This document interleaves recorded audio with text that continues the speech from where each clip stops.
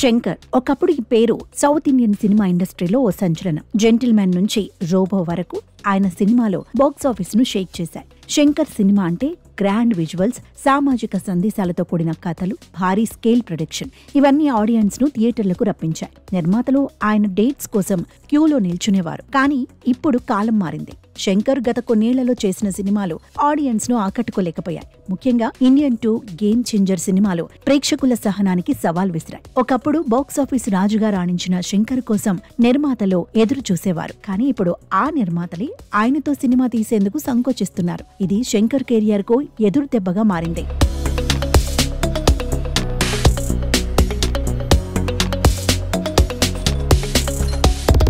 ఇలా వరుస డిజాస్టర్స్ తో శంకర్ కెరియర్ అయోమయంలో పడటంతో శంకర్ డ్రీమ్ ప్రాజెక్ట్ అయిన వేల్పరిని ఎలా అయినా తెరకెక్కించాలనే ప్రయత్నాలు చేస్తున్నారు.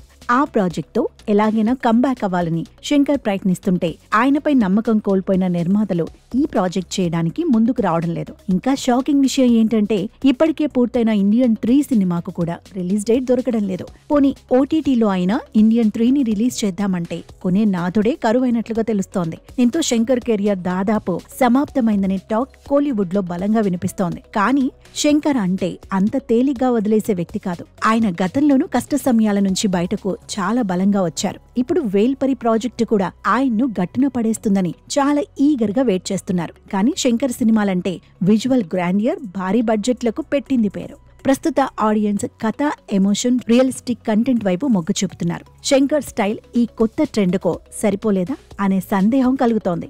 ఒకవేళ వేల్పరి హిట్ అయితే శంకర్ మళ్లీ బాక్సాఫీస్ రాజుగా రాణిస్తారు. కానీ ఈ ప్రాజెక్టుకు నిర్మాత దొరక్కపోతే శంకర్ ఈ సమస్యల నుంచి ఎలా బయటపడతారు?